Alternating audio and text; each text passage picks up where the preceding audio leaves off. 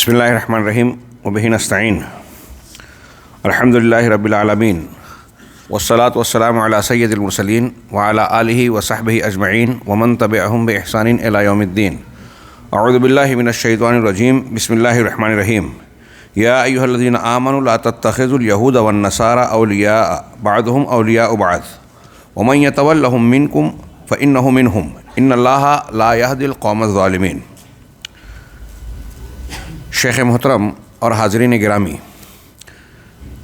نماز عشاء سے قبل ہم درس میں اخوان المسلمین سے متعلق دوسرے ملاحظے کے تحت اس بات کو جان رہے تھے، پڑھ رہے تھے کہ ان کے یہاں ان کے مؤسسین، مرشدین، اکابرین کے یہاں ولا اور برا کا مسئلہ انتہائی ڈھیلا ڈھالا ہے.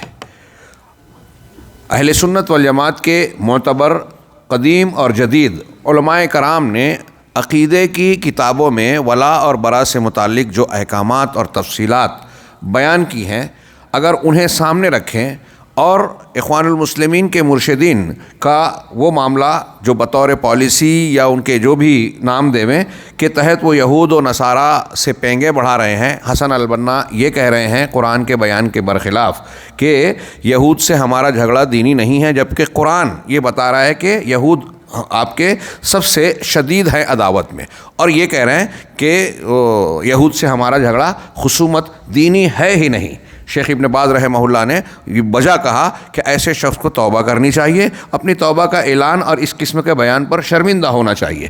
تو بقیہ بیانات بھی آپ نے قرضاوی صاحب اور دوسرے مرشدین کے بیانات کو پڑھا.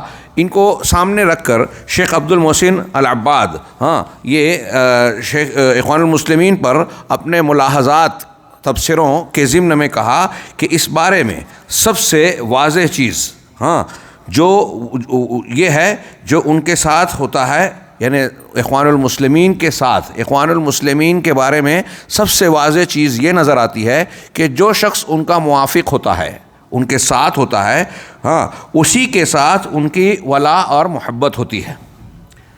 اگر ان کا ہم مشرب ہے، ان کی فکر کا موافق ہے تو ولا اور محبت کا وہ مستحق مانا جائے گا، اور جو ان کے ساتھ نہ ہو اس کے ساتھ برا اور دشمنی ہوتی ہے. اصولوں کی بنیاد پہ نہیں، یہی عصبیت ہے، یہ قرآن اور حدیث کے ضابطوں کی بنیاد پر نہیں. ملاحظہ فرمائیں، چنانچہ کوئی اگرچہ بدترین مخلوق ہی کیوں نہ ہو، جیسے روافض، اگر ان کے ساتھ ہے تو وہ بھی ان کا بھائی ہوگا. آج ہم دیکھ سکتے ہیں کہ ان کی جو تحریک ہے اس کی موافقت کھل کر پہلے تھی، اب زیر زمین کہیں کہیں چل رہی ہے. ایران سے اور ان کے واسطے سے یہود و نصارہ سے ہے، تو وہاں یہ نرمی کا مظاہرہ کر رہے ہیں، ولا کا ہاتھ بڑھا رہے ہیں. مرسی صاحب نے اپنے نمائندے کو نتن یاہو تل ابیب تک بھیجا، اسرائیل بھیجا. اپنی موافقت ہو رہی ہے تو ان سے دوستی کے ہاتھ بڑھائے جا رہے ہیں. اور اگر کوئی ان کے ساتھ اس کے ساتھ ان کی سچی محبت ہوگی. یہاں شیخ عبد المحسن کے آگے ہم ایک جملہ کہیں کہ جو ان کے ساتھ نہیں ہیں اس پر تنقید کریں گے، مخالفت کریں گے، اس کی اچھائیوں کو بھی برائی بنا کر پیش کریں گے، اور ان کے لیے کلمہ تعریف ان کے زبان سے کبھی نکلے گا نہیں، چاہے جتنی اچھی بات کریں. آپ اس کی صریح مثال دیکھ سکتے ہیں. مملکت توحید کی جانب سے کتنے خیرات، یہاں اسلام نافذ ہے، وہ کبھی ایک کلمہ خیر اس کے بارے میں نہیں کہیں گے. اور جہاں اسلام کا نفاذ نہیں ہے، صرف دکھاوا ہے، وہاں تقیہ بازی کی بنیاد پر مظاہرہ اسلام پسندی اور اسلامی حکومت کا، وہاں یہ جو ہے ان کی تائید میں گرے پڑے جا رہے ہیں، اوندھے ہوئے جا رہے ہیں. ان کی باتیں، ان کے حقائق سامنے آتے ہیں تو یہ اس سے آنکھیں بند کر لیتے ہیں. تو ان کے ولا اور برا کا کہ یہ حقیقت شیخ عبد المحسن کے الفاظ میں آپ نے ملاحظہ فرمایا. اس کے بعد یہاں کچھ سوالات ہیں. لجنہ دائمہ برائے افتاء میں آیا کہ ایک سوال یہ ہوا کہ کیا یہ ممکن ہے کہ مسلمانوں کی طرح عیسائیوں کو بھی بلا تفریق ہم اپنا بھائی سمجھیں؟ جیسے ہم مسلمان ایک دوسرے کو بھائی سمجھیں، یہ تعلیم ہے قرآن و سنت کی، انما المؤمنون اخوہ. تو کیا ہم عیسائیوں کو بھی ایسا ہی سمجھیں؟ جواب میں حمد و صلات کے بعد اہل علم کی کمیٹی نے فرمایا کہ عیسائیوں کو اپنا بھائی بنانا حرام ہے. حرام ہے، یہ ولا اور برا کی بنیاد پر کہہ رہے ہیں. ان سے دلی محبت، تعلقات، تجارت ہاں، اور پڑوس کا کہ حسن سلوک، انصاف، یہ ایک دوسری چیز ہے. دوستی بنانا، دلی محبت رکھنا، ان کی طرف میلان رکھنا، یہ ایک دوسری چیز ہے. اس ولا اور برا کے مسئلے کو میں نے جیسا کہ ابھی پچھلے درس میں کہا کہ سمجھیں. اپنے گھر کی خواتین ہوں، اپنے گھر کے بچے ہوں، انہیں سمجھائیں. ہاں، یہ بہت ضروری ہے. علماء کرام سے درس لیں اس بارے میں. ہاں، یہ ہماری غیرت اور ہمارے دینی زندگی کا سوال ہے اس سے جڑا ہوا. چنانچہ اس پر دلیل دے رہے ہیں کہ اللہ تبارک و تعالیٰ کا فرمان ہے، یا ایھا الذین آمنوا لا تتخذوا اليہود والنصارى اولیاء. ہاں، بعضهم اولیاء و بعض. اے لوگو، اے ایمان والو، یہود و نصارہ کو دوست نہ بناؤ، اولیاء نہ بناؤ. ہاں، ان کے بعض کے دوست ہیں، وہ ایک دوسرے کے دوست ہیں، ہمدرد اور معاون مددگار ہیں. ہاں، وَمَن يَتَوَلَّهُم مِّنكُمْ فَإِنَّهُ مِنْهُمْ من تشبہ بقوم فہو منہم کی طرح یہ جملہ قرآن کا ملاحظہ فرمائیں. ہاں، کہ تم میں سے جو انہیں دوست بنائے گا تو یقیناً وہ ان میں سے ہے.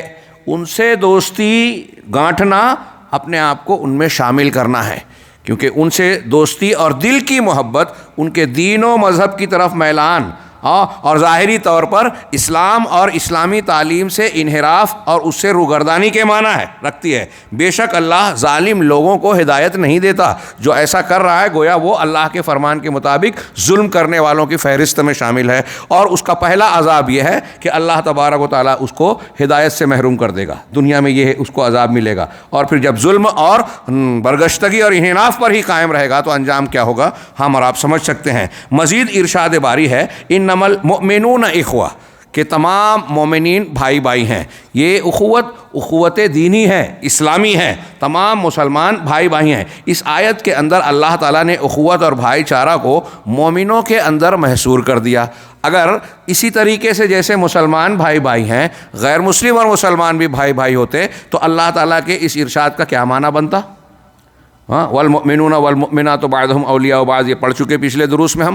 اور یہاں انما المؤمنون اخوہ، اگر سب ویسے ہی ہیں تو مسلمانوں کو بھائی بھائی کہنے کا مطلب کیا ہے؟ ایسا کہنا اس بات کی دلیل ہے کہ دوسروں کا معاملہ ویسا نہیں ہے جیسا مسلمانوں کا آپس میں ایک دوسرے سے ہونا چاہیے. یہ قرآن کا بالکل صریح معاملہ اور معنی اور مفہوم ہے. نبی اکرم صلی اللہ علیہ وسلم سے یہ ثابت ہے آپ کا یہ فرمان. آپ فرماتے ہیں کہ المسلم اخو المسلم لا یظلمہ ولا یخذلہ ولا یکذبہ ولا یحقرہ، کہ ایک مسلمان دوسرے مسلمان کا بھائی ہے، وہ اس پر ظلم نہیں کرتا یا ظلم نہ کرے. ایک بھائی دوسرے بھائی پر ظلم نہیں کرے گا، ہاں، اور اسے رسوا نہ کرے. ولا یخذلہ، اس کی مدد اور سہارا نہیں چھوڑے گا، اس کا ساتھ نہیں چھوڑے گا، اور اس سے جھوٹ نہ بولے اور اسے حقیر نہ سمجھے، اس کی بے عزتی اور تحقیر نہ کرے. ہاں، یہ ایک دم صاف مختصر سا جواب ہے. ایک سوال لجنہ دائمہ برائے افتاء میں یہ صراحت کے ساتھ آیا. یہ سوال بڑا اہم ہے اور اس سے کئی چیزیں جڑی ہیں، اور اس کا جواب بھی شیخ نے یا لجنہ دائمہ نے بڑی مفصل طریقے پہ دیا.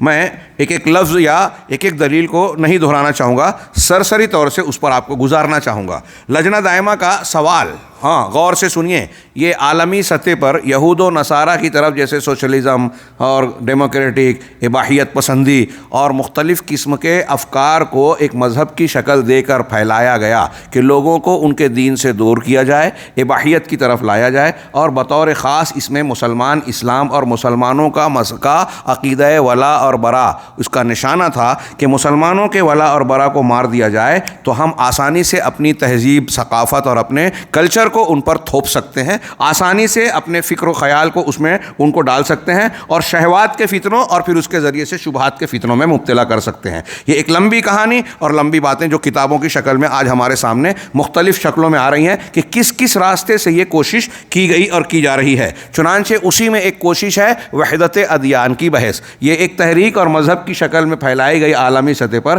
کہ جو آسمانی مذہب ہے ان کے درمیان جو ہے ایک یگانگت، اتحاد اور ملا کر چلنے والا کام ہونا چاہیے. کہتے ہیں کہ کرنل معمر قذافی بھی اسی کا قائل تھا، اور اس کی کتاب جو گرین بک یا الکتاب الاخضر کے نام سے لکھی گئی، میں نے دیکھا نہیں لیکن اس کے بارے میں جو معلومات ملی وہ یہی بتاتی ہے کہ وہ اسی فکر پر بیسیکلی بنیادی طور سے مشتمل ہے، واللہ عالم. تو بہرحال یہ وحدت ادیان یا آسمانی کتابوں کو ایک ملا کے چلانا، یہودیت، نصرانیت اور عیسائیت کو ملانا، جس کو یہ جس تناظر میں سوال کیا جا رہا ہے، ہاں ہم نے اخوان المسلمین کے مرشدین کے جو بیانات پڑھے ہیں اس میں اس بات کا اشارہ ملتا ہے کہ وہ بھی اسی کے قائل ہیں، اسی کی طرف اشارہ کر رہے ہیں، یا کم سے کم اس کی راہ ہموار کر رہے ہیں. جیسے انہوں نے حدیثوں کے انکار کی راہ ہموار کی، جیسے انہوں نے ولا اور برا کو قتل کرنے کا اسی طریقے سے گویا ایک راستہ ہموار کیا. چنانچہ یہ کہتے ہیں کہ مختلف، سوال یہ ہے کہ کیا مختلف ادیان، شیخ مترجم نے قوس میں لکھا اسلام، مسیحیت اور یہودیت، عام طور سے یہ فکر پھیلائی گئی کہ تینوں آسمانی مذہب ہیں تو تینوں کو ملا لیا جائے. ہاں، اور سناتن دھرمی آتے ہیں تو وہ کہتے ہیں کہ وید بھی الہامی ہے، اس کو بھی اس سے ملا لیا جائے. بہرحال یہ مختلف ادیان کے درمیان تقارب، ایک دوسرے کے قریب کرنا، نزدیک ہونا، سمجھوتا اور میل ملاپ کرنا، کیا کی دعوت دینا شرعی دعوت ہے؟ یعنی شریعت کے دائرے میں اس کی گنجائش ہے؟ شریعت اس کی اجازت دیتی ہے؟ یہ سوال کیا جا رہا ہے.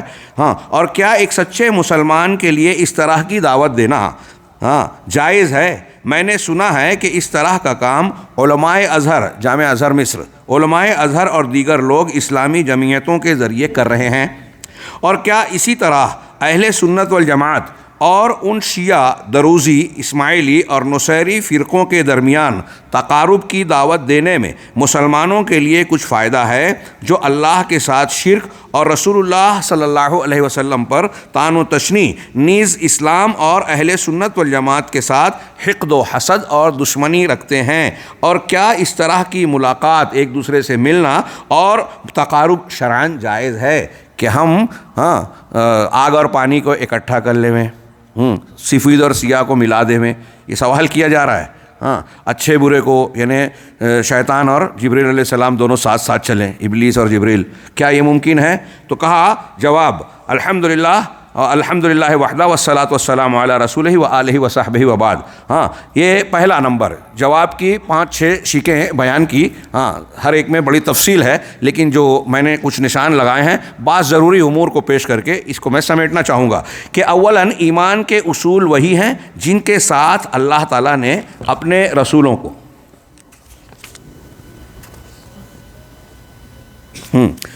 لجنہ کا پہلے والا فتویٰ دھیان میں رہے کہ یہاں مسیحیوں کے ساتھ یا ان کے ساتھ اخوت کا کوئی سوال ہی پیدا نہیں ہوتا.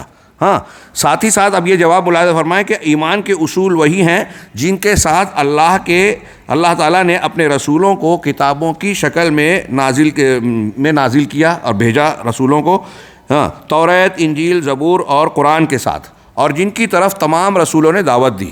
ابراہیم، موسیٰ، عیسیٰ علیہم الصلاۃ والسلام نے سب ایک ہی دعوت، سب کی دعوت ایک ہی تھی. سب نے اپنے بعد میں آنے والے نبی کی بشارت دی، اور ہر ایک نے اپنے سے پہلے کی تصدیق کی، اس کی تائید کی اور اس کی شان کو بلند کیا. اگرچہ حالات و ظروف اور بندوں کی مصلحتوں کے اعتبار سے بعض فروعات اور ضمنی احکامات میں اختلاف پایا گیا، الگ الگ حکم دیا شریعت میں، اور یہ سب اللہ کی طرف سے حکمت و عدل اور رحمت و فضل پر مبنی ہے. ارشاد باری تعالیٰ ہے. اب یہاں سے آمن الرسول بما انزل الیہ من ربہ والمؤمنون کل آمن باللہ وملائکتہ وکتبہ ورسلہ لا نفرق بین احد من رسلہ. یہ آیتیں، اس کی فضیلت اور اس کی تفصیل آپ پڑھتے رہتے ہیں. ہمارے بھی پیغام قرآن کے سلسلے میں اس کی بڑی تفصیل ہے اور ابھی وہ ادھورا ہے. چنانچہ یہ جو ایمان کی بنیادیں ہیں، یہاں ضمناً میں کہوں کہ ایمان کی بنیادوں میں، عقائد میں، نبیوں میں حضرت آدم علیہ الصلاۃ والسلام سے لے کر جناب محمد رسول اللہ صلی اللہ علیہ وسلم تک کوئی فرق نہیں رہا. بطور خاص توحید، اور توحید کے ساتھ جو عقائد ہیں، فرشتوں پر ایمان، رسولوں پر ایمان. رسول بعد میں آتے گئے، لیکن حضرت نوح علیہ الصلاۃ والسلام کی قوم کے بارے میں قرآن نے کہا کذبت قوم نوح المرسلین. صرف حضرت نوح کا انکار کیا تھا اور کہا کہ رسولوں کا انکار کیا. ایک رسول کا انکار سب کا انکار ہے. اور ایک کو ماننے کا تقاضا ہے کہ سب کو مانا جائے، ہے نا. تو اب رسولوں کے یا عقائد کے سلسلے میں کوئی تبدیلی نہیں ہے. فرشتوں پر ایمان 1000 سال پہلے کچھ اور اس کے تقاضے تھے، آج بدل جائے، ایسا نہیں ہے. تو عقائد سب کے ایک ہیں. اس کے بہت سارے دلائل ہیں قرآن و سنت میں، اور بہت سارے مقامات سے یہاں نصوص کو پیش کیا. میں ان دلائل کی روشنی میں آپ کی توجہ صرف اس جانب مبذول کرانا چاہتا ہوں کہ لجنہ دائمہ کے بواب کی پہلی شیک میں جو یہ کہا کہ تمام انبیاء کی دعوت اور بنیاد ایک ہے. حالات و قوائف کے اعتبار سے بعض جزوی احکامات میں فرق پڑا، اصولوں میں یا عقائد میں نہیں. اب یہاں ایک سوال ہے، آپ خود غور کیجئے کہ اگر سارے مذاہب کی آسمانی کتاب کی تبدیلیوں تفریق کے باوجود ان سے یگانگت موافقت یا ایک دوسرے کا بھائی چارہ جائز ہوتا تو اللہ تبارک و تعالیٰ بلا وجہ ہر قوم میں نئے نئے نبی کو کیوں بھیجتا؟ اور پھر یہ کیوں کہتا کہ پچھلی کتاب منسوخ ہو گئی ہے؟ ہاں، زبور آ گئی وہی چلتی، توریت آ گئی نیا ایڈیشن کی کیا ضرورت تھی؟ ہاں، انجیل کے بعد پھر قرآن کی کیا حاجت تھی؟ ہاں، اور قرآن آیا تو اس نے کہا کہ یہ مہیمن ہے، پچھلی کتابوں کا نگراں ہے، فیصل ہے، اور پچھلی کتابوں کو اس نے نسخ کر دیا۔ ہاں، یہ جو آگے پڑھ رہے ہیں کہ ہر کتاب دوسری کتاب کی تصدیق کر رہی ہے، بیسیکلی بنیادی طور سے جو اس میں تحریف ہے اس کو بھی واضح کر رہی ہے۔ قرآن کو مہیمن کہا گیا، نگراں، مطلب قرآن نے پچھلی کتابوں کے بہت سارے غلط مضامین کو رد کر دیا اور ان کے صحیح مضامین کی تائید کر دی، اس کی تصدیق کر دی۔ قرآن ان کتابوں کی اور وہ کتابیں قرآن کی تائید کرتی ہیں، اور ساتھ ہی ساتھ فیصلہ بھی کرتی ہیں کہ کیا غلط ہے۔ تو جو غلط ہے، جو محرف ہے، اس کو ماننے والے صحیح سالم دین کے ماننے والوں کے جیسے کیسے ہو سکتے ہیں؟ دونوں کے اندر تقارب کا سوال ہی کہاں اٹھتا ہے؟ اگر تمام انبیاء کرام کا دین ایک ہے تو اس دین میں تبدیلی کرنے والے اہل حق یا اہل حق کے ساتھی اور دوست کیسے ہو سکتے ہیں؟ اب یہاں آپ نیچے جو ہے اپنی کتاب میں دیکھیے، میں نے کہا کہ وقت کم ہے، آمن الرسول کے بعد جو ہے ایک دوسری والذین آمنوا باللہ ورسولہ ولم یفرقوا بین احد منہم، جو لوگ اللہ پر اور اس کے رسولوں پر ایمان لائے اور ان کے درمیان کوئی تفریق نہیں کی کہ اس کو مانا اس کو نہیں مانا، جو آمن الرسول والی آیت کے اندر بھی ہے۔ ہاں، سوف یؤتیہم اجورہم اولئک سوف یؤتیہم اجورہم، یہی وہ لوگ ہیں جنہیں عنقریب ان کے ایمان و عمل اور عقیدے کا اللہ تعالیٰ بھرپور اجر و ثواب دے گا۔ وکان اللہ غفور الرحیم، اور اللہ بڑا بخشنے والا، نہایت رحم کرنے والا، مہربان ہے۔ مزید ارشاد وَإِذْ أَخَذَ اللَّهُ مِيثَاقَ النَّبِيِّينَ لَمَا آتَيْتُكُمْ فَمِنْ كِتَابٍ وَحِکْمَةٍ، یہ پوری آیت، اور آگے قُلْ آمَنَّا بِاللَّهِ وَمَا أُنزِلَ عَلَيْنَا، اور پھر ایک آیت اولئک الذین آتیناہم الکتاب والحکم والنبوۃ، پھر ایک آیت ان اولی الناس بابراہیم الذین اتبعوہ وہذا النبی والذین آمنوا واللہ ولی المؤمنین۔ ان تمام آیتوں کو پیش کر کے شیخ نے یہ دلیل دی۔ پھر حضرت عیسیٰ علیہ السلام کا فرمان، وَإِذْ قَالَ عِیسیٰ ابْنُ مَرْیَمَ یا بنی اسرائیل انی رسول اللہ الیکم مصدقا لما بین یدی من التوراۃ ومبشرا برسول یاتی من بعد اسمہ احمد۔ اس آیت کو مفہوم سامنے رکھیے کہ حضرت عیسیٰ علیہ السلام کا تذکرہ کر کے بنی اسرائیل کو خطاب کیا گیا کہ میرے بعد انہوں نے کہا ایک نبی اور رسول آنے والا ہے، میں اس کی بشارت دے رہا ہوں، ہاں، اور اس کا نام احمد ہوگا۔ ہاں، یہ بالکل واضح، مطلب اللہ حضرت عیسیٰ علیہ السلام رسول اللہ صلی اللہ علیہ وسلم کی تائید کر رہے ہیں، نبی صلی اللہ علیہ وسلم حضرت عیسیٰ علیہ السلام کو نبی مان رہے ہیں۔ تمام انبیاء اور ان کے اسباط نے پچھلی جو آیتوں کی طرف ہم نے اشارہ کیا، اور آپ کی کتاب میں پوری آیتیں اور ترجمے موجود ہیں، اس کو ہم وقت کی قلت کی وجہ سے نہیں دہرا رہے ہیں، جبکہ وہ کلام الہی ہے، اس کا پڑھنا، اس کا ذکر کرنا برکت کا باعث ہے۔ ہاں، لیکن ہمارا چونکہ وقت محدود ہے، اس لیے میں اشارہ کر رہا ہوں اور آپ سے گزارش کر رہا ہوں کہ اس پر ایک نظر دو نظر ضرور ڈالیں کہ آپ کا یہ سبق تازہ ہو۔ لجنہ نے جو اس میں جو ہدایات ہمارے ہیں کہ دین کی بنیادیں ان تمام انبیاء کرام علیہم الصلوۃ والسلام کے یہاں یکساں ہیں۔ اللہ تعالیٰ کا یہ بھی ارشاد ہے وَأَنزَلْنَا إِلَيْكَ الْكِتَابَ بِالْحَقِّ مُصَدِّقًا لِمَا بَيْنَ يَدَيْهِ مِنَ الْكِتَابِ وَمُهَيْمِنًا عَلَيْهِ، کہ ہم نے آپ کی طرف حق کے ساتھ الکتاب نازل کی۔ یہ کتاب، اس کی خصوصیت کیا ہے کہ مصدقا لما بین یدیہ من الکتاب، اپنے سے سامنے کی کتابوں کی تصدیق کرنے والی، ومہیمنا علیہ، اور اس کی نگراں اور فیصلہ۔ دو ترجمہ کر رہا ہوں، بڑی تشریح کی ضرورت، اور بہت میں دروس میں یہ کہتا رہا ہوں اپنے طلباء سے کہ اس پر غور کیجئے۔ قرآن اور پچھلی کتابوں کے سلسلے میں اللہ رب العالمین بار بار ایک بات ذکر کرتا ہے، مصدقا لما بین یدیہ من الکتاب، کہ اپنے سے پہلے کی سامنے کی کتابوں کی تصدیق۔ یہ کتنی بڑی حقیقت ہے، اتنی بڑی اہمیت کی بات ہے، اہمیت والی بات ہے کہ اگر اس بات کو ایمانداری سے ہم یہود و نصارہ کے سامنے پیش کر کے انہیں سمجھا لیں تو ایک یہودی اور نصرانی کے لیے لازم ہو جائے گا کہ اگر وہ توریت اور انجیل کو مان رہا ہے تو قرآن پر بھی ایمان لائے، کیونکہ توریت اور انجیل اس کی کتاب قرآن کی تائید کر رہی ہے، قرآن اس کی تائید کر رہی ہے۔ اب آپ توریت اور انجیل کا اگر انکار، اگر قرآن کو نہیں مان رہے ہیں، محمد صلی اللہ علیہ وسلم پر ایمان نہیں لا رہے ہیں، تو آپ یہودی ہوتے ہوئے حضرت موسیٰ کو نہیں مان رہے ہیں، آپ یہودی ہوتے ہوئے توریت کو نہیں مان رہے ہیں، آپ عیسائی ہوتے ہوئے توریت انجیل کو نہیں مان رہے ہیں، عیسائی ہوتے ہوئے حضرت عیسیٰ علیہ السلام پر ایمان نہیں رکھ رہے ہیں، ان کی بات کا رد کر رہے ہیں محمد صلی اللہ علیہ وسلم کا انکار کر کے، کیونکہ عیسیٰ علیہ السلام ایمان لا رہے ہیں کہ میرے بعد ایک نبی احمد نام کا آنے والا ہے۔ آپ نہیں مان رہے ہو تو حضرت عیسیٰ کا بھی رد کر رہے ہو۔ اس تناظر میں آپ غور کیجئے ان آیتوں اور ان بیانات پر، کتنی اہمیت کی حامل بات ہے۔ اگر اسے صحیح ڈھنگ سے پیش کریں تو دنیائے عیسائیت اور دنیائے یہودیت کو دنیائے اسلام بن جانا چاہیے، ہاں، کیونکہ یہ ان کے اپنے نبی جس کے ماننے کا وہ دعویٰ کرتے ہیں، ان کو ماننے اور ان کتابوں کا جو ان نبیوں پر نازل ہوئی ان کو ماننے کا یہ لازمی تقاضا اور اس پر ایمان رکھنے کا نتیجہ یہ ہونا چاہیے۔ اگر آپ محمد رسول اللہ صلی اللہ علیہ وسلم اور قرآن کو نہیں مان رہے ہو تو آپ اس کا انکار کر رہے ہو۔ اب یہ چیزیں، اس حقیقت کو سامنے رکھیے۔ اب ایک آدمی ثابت شدہ حق کو رد کر رہا ہے، تحریف شدہ دین کو مان رہا ہے، توحید کو پامال کر رہا ہے، کفر کو اختیار کر رہا ہے، اس سے آپ تقارب کی بات کر رہے ہیں۔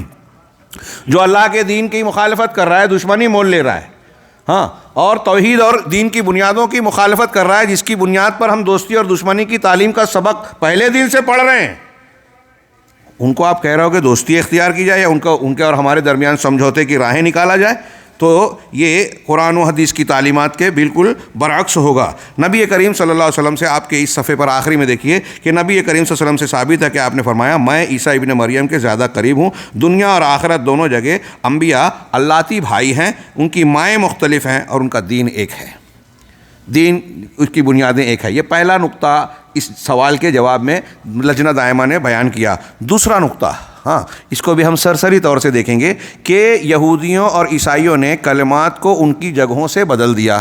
کلمات کو بدل دیا یعنی اللہ تبارک و تعالیٰ نے جو کچھ ارشاد فرمایا، اللہ تبارک و تعالیٰ نے جو دین اور ان کو قرآن یا ان کی کتابیں عطا فرمائی، ہاں، یعنی توریت اور انجیل کی شکل میں، نبی کی تعلیمات کی شکل میں، اس کو معنی اور مفہوم اور صحیح قول کے مطابق الفاظ کو بھی بدل دیا۔ یہ جملے پر میں زور دے رہا ہوں، ہمارے یہاں ہندوؤں کی طرف سے، یہود و نصارہ کی طرف سے جب اعتراضات کچھ عقلی کیے گئے کہ ارے اللہ تعالیٰ کو نئی کتاب نازل کرنے کی کیا ضرورت پیش آئی، پچھلی کتابوں کی حفاظت کیوں نہیں کی، قرآن کی حفاظت جیسے کر رہا ہے پہلے کی کیوں نہیں کی؟ ہاں، اس کے جوابات اپنی جگہ پر موجود ہیں کہ اس کی حفاظت کا ذمہ اللہ نے امتوں کو دیا تھا، اس کی حفاظت کا ذمہ خود لیا ہے۔ یہ ایک جواب، اور بھی کئی جواب اللہ کی حکمت مصلحت اپنی جگہ۔ ہمارے سر سید احمد خان صاحب علی گڑھ کے بانی، ہاں، کچھ لوگوں کو عجیب لگتا ہے جب ان کی شخصیت پر یا کچھ بولا جائے، ہاں، یا بڑی، میں نے ابھی خالد صاحب کا اور اس کا تبصرہ بتایا کہ ایک فن میں کسی نے کوئی کارنامہ انجام دے دیا تو اس کا یہ مطلب نہیں کہ وہ ہر فن میں یا دین کے سلسلے میں مرجع بن گیا۔ ہاں، سر سید احمد خان صاحب کا علی گڑھ مسلم یونیورسٹی بنانے کا کارنامہ ہو سکتا ہے، لیکن دین کے معاملے میں جو انہوں نے کیا وہ وہی کام کیا جو آج ہم کو شکایت ہے کہ بہت سارے لوگ غیر مستند علماء ہوتے ہوئے علماء اور مفتیان کا کام کر رہے ہیں۔ انہوں نے بڑی اچھی نیت تھی، ڈاکٹر سر ولیم میور کا جواب دینے گئے، خطبات احمدی اور تفسیر احمدی لکھی، انہوں نے معجزات پر، اللہ کے رسول صلی اللہ علیہ وسلم کے شق صدر، معراج، اسراء اور دوسرے معجزات پر اعتراض کیا، تو یہ جواب دینے گئے، جواب دینے کے لیے بڑی محنت کی، لندن کی لائبریری تک گئے، لیکن انہوں نے وہ کیا جو ایک مسلمان غیور یا ایمان والا نہیں کر سکتا۔ ہاں، انہوں نے خود نیچری فکر کو اختیار کیا، ہاں، طبعی نیچری، یہ ان کی فکر مشہور ہے۔ نیچریت کو ایک جملے میں بولوں تو نیچریت ایمان بالغیب کی عکس اور ضد ہے، عکس یعنی الٹ۔ آپ ایمان بالغیب اگر رکھتے ہیں کہ اللہ اور رسول اللہ صلی اللہ علیہ وسلم سے جو ثابت ہے، ہماری عقل میں آئے نہ آئے، ہمارے ریسرچ سینٹر پر اس کو ہم ثابت کر سکے نہ کر سکے، ہم مانتے ہیں خبر سچی صادق کی بنیاد پر۔ جیسے ابوبکر صدیق نے کہا تھا کہ اللہ کے رسول اگر کہہ رہے ہیں کہ ایک رات میں بیت المقدس یہاں سے گئے اور وہاں سے معراج آسمانوں کی سیر کر کے آئے، تو چونکہ اللہ کے رسول کہہ رہے ہیں اس لیے میں مانتا ہوں، یہ ہے ایمان۔ ثابت اس کو ایکسپلیشن نہیں کر سکتا، سائنٹیفیکلی اس کو بیان نہیں کر سکتا۔ آج بہت سی چیز ہم سائنٹیفیکلی بیان کر رہے ہیں قرآن و سنت کی، جو 50 سال 100 سال پہلے نہیں کر سکتے تھے، لیکن ہمارے اسلاف نے، محدثین نے، سلف نے اس پر ایمان لایا بغیر سائنسی تحقیق کے کہ اللہ اور رسول کا فرمان ہے، ہم مانتے ہیں، یہی ہے ایمان۔ ہاں، جب لوگ مذاق اڑا رہے تھے کہ ایک مکھی کے ایک پر میں جو ہے بیماری اور ایک میں شفا ہے، تو ایک کسی مکھی چوس مولوی نے بنا لی ہوگی بخاری کی حدیث، غلام جیلانی برق نے لکھا، آج وہ زندہ ہوتا تو سائنس والے اس کو توبہ کرنے پر مجبور کرتے۔ ڈاکٹروں نے کہا، محققین نے کہا کہ مکھی کے 2 پروں میں متضاد خصوصیت ہوتی ہے۔ خیر، یہی معاملہ ہمارے سر سید احمد خان صاحب کا، بڑے بڑے ہمارے ہندوستان، پاکستان اور دوسری جگہوں پر گمراہی کی ایک بہت بڑی وجہ کیا ہے کہ لوگ شخصیات سے حق پہچاننے کی کوشش کرتے ہیں، شخصیات سے. کل پرسوں ہم لوگ جو احسا میں تھے وہاں عرب کے ایک عالم نے بڑی پیاری بات کہی, مجھے بہت اچھی لگی. کہا انہوں نے کہ میں نے اپنے لیے ایک قاعدہ بنایا قرآن و حدیث کی روشنی میں سمجھنے کے لیے, کہ پہلی چیز یہ کہ حق اگر دنیا کے سب سے برے انسان کے پاس بھی ملتا ہے, ہاں شیطان کے پاس بھی ملتا ہے, تو اسے لے لو مگر دو شرط کے ساتھ. ایک یہ کہ ہمیں اس شیطان کے پاس نہیں جانا ہے, اور دوسرا یہ کہ شیطان سے دوستی, کیا دوسرا قاعدہ, ہاں علماء سے تعلق رکھنا. جب ہم اس سے کوئی بات سیکھ رہے ہیں تو علماء حق سے اس کی تصدیق کرائیں. اللہ کے رسول اس کی دلیل دی انہوں نے کہ حضرت ابو ہریرہ جب زکوٰۃ الفطر کے معاملے پر مامور تھے, شیطان چوری کرنے آیا. 3 دن بخاری کی حدیث ہے, آپ سن چکے ہیں. تینوں دن انہوں نے پکڑا, تیسرے دن اس نے جب معذرت چاہی تو کہا کہ نہیں تو جھوٹا ہے, اللہ کے رسول نے بار بار خبر دی, پھر تو آتا ہے, میں تجھ کو اس مرتبہ اللہ کے رسولوں کے سامنے پیش کروں گا. تو نے کہا کہ میں ایک علم کی بات بتاتا ہوں. ہاں تو کہا بتاؤ. دیکھیے حضرت ابو ہریرہ کا شوق علم. کہا ٹھیک ہے, کیا ہے؟ تو کہا کہ اگر تم بستر پر رات کو آؤ اور آیت الکرسی کی تلاوت کرو تو شیطان تم سے قریب نہیں ہوگا. ایک اللہ کی طرف سے ایک محافظ فرشتہ تم پر مقرر ہوگا اور شیطان قریب نہیں آئے گا. چوری کا بھی سے بھی تحفظ ہوگا. حضرت ابو ہریرہ نے چھوڑ دیا اور پھر اللہ کے نبی صلی اللہ علیہ وسلم کو بتایا. نبی صلی اللہ علیہ وسلم نے مسکرا کر کہا کہ وہ تھا تو ابلیس جو کذوب ہے, جھوٹا ہے, لیکن اس کی یہ بات اس نے صدقہ کا وہو کذوب او کما قال, کہ اس نے یہ بات سچ کہی اگرچہ بہت جھوٹا آدمی, جھوٹا ہے. تو ابلیس کی وہ بات صحیح تھی, ہم نے قبول کی. کیوں قبول کی؟ نبی صلی اللہ علیہ وسلم سے تصدیق کی بنیاد پر. نبی نے تصدیق کی. اس لیے اگر کوئی غلط آدمی کوئی بات کہہ رہا ہے ہم اس کے پاس جائیں گے نہیں. شیخ نے کہا کہ ٹی وی چینل پہ, فلموں میں یا غلط چیزوں میں, غلط کتابوں کو ہم پڑھنے نہیں جائیں گے. اگر اس کی طرف سے کوئی بات آ رہی ہے حادثاتی طور پر تو ہم اپنے علماء کرام کی طرف رجوع کریں. وہ اگر دلائل کی روشنی میں اس کی تائید و توثیق کر رہے ہیں تو وہ ہمارے لیے سراخوں پر صحیح بات ہے. اور اگر کوئی وقت کا ایسا شخص جو صاحب کرامت ولی ہو, بہت دنیا کا معتبر شخص ہو, ہاں لوگ پوری دنیا اس کو بہت اچھا مانتی ہو, اس کی کوئی ایسی بات ہمارے سامنے آتی ہے جو قرآن و سنت کے واضح طور پر مخالف ہے, صراحتاً خلاف ہے, تو اس کو ہم نہیں قبول کریں گے. حضرت ابن عباس نے کہا یوشک ان تنزل علیکم حجارۃ من السماء, قریب ہے کہ آسمان سے تم پر پتھروں کی بارش ہو. اقول قال رسول اللہ صلی اللہ علیہ وسلم وتقولون قال ابو بکر عمر, میں کہتا ہوں کہ اللہ کے رسول نے فرمایا, تم کہتے ہو ابو بکر اور عمر نے فرمایا. ابو بکر اور عمر کی حیثیت کیا ہے؟ امت میں نبی کے بعد سب سے محترم ہے, جن کو اللہ کے رسول نے بذات خود اپنے بعد مرجع قرار دیا کہ علیکم بسنتی و سنت الخلفاء الراشدین المہدیین من بعدی, میرے بعد میری سنت کی اتباع کرنا اختلافات کی شکل میں, اور میرے بعد میرے خلفائے راشدین کی. ان کی بات کو بھی اگر رسول کی بات کو رد کرنے کے لیے استعمال کیا جائے تو یہ گمراہی ہے. آسمان سے پتھروں کی بارش کو دعوت دینا ہے. ابن عباس رضی اللہ تعالیٰ عنہ صحابی رسول کہہ رہے ہیں. ابو بکر صدیق اور عمر فاروق کی گستاخی نہیں ہے, یہ دین حق ہے, اصول ہے. ابن حضرت علی نے کہا حج تمتع کا احرام باندھتے ہوئے اس کی نیت کرتے ہوئے کہ میں ایک آدمی کے قول کی وجہ سے سنت رسول چھوڑ نہیں سکتا. کس کا رد کر رہے تھے؟ عمر فاروق, جن کے بارے میں اللہ رسول نے کہا کہ یہ میری امت کے ملہم شخص ہیں, الہامی شخص ہیں, جن کی تائید میں کئی قرآن کی آیتیں نازل ہوئی. اور اس طرح کی دلیلیں ہمارے سامنے ہیں. یہ ضابطہ اور اصول ثابت ہے. اب ہمارے یہاں دیکھا اتنا بڑا کارنامہ ہمارے سر سید صاحب نے انجام دیا. اب ان کی نشری بات آئی, ان کی ایک تحریر پڑھی جس میں بخاری مسلم یا صحیح حدیث کا رد ہے, اس کو قبول کر لیا. اصول ضابطہ آپ کے پاس ہے یا نہیں؟ مولانا ابو الاعلیٰ مودودی اتنی بڑی شخصیت, انہوں نے یہ جواب دیا, یہ کتاب لکھی, یہ ایوارڈ مل گیا, تو اب ان کی غلط باتیں بھی ہمارے لیے دلیل بن گئی. شیخ حسن البنا, یہ یوسف القرضاوی کہہ رہے ہیں کہ دنیا کی سب سے بڑی تحریک اس وقت وہ چلا رہے ہیں. ہاں, اور آج کل ہمارے نوجوانوں کا یہ مزاج ہے, ارے اسے اتنے لوگ لائک کر رہے ہیں, اتنے لوگ سبسکرائب کر رہے ہیں, اتنے اس کے فالوورز ہیں, تو اس کے پیچھے چلنے لگے. میرے بھائیوں, یہ شریعت کا اصول اور ضابطہ نہیں ہے. یہ بات اچھی طریقے سے ہم اپنی نئی نسل کے لوگوں کو سمجھائیں. ہاں, اگر کوئی شخص, جیسا کہ میں نے ابھی ایک نام لیا, کہاں سے بات آ گئی تھی کہ اللہ تبارک و تعالیٰ نے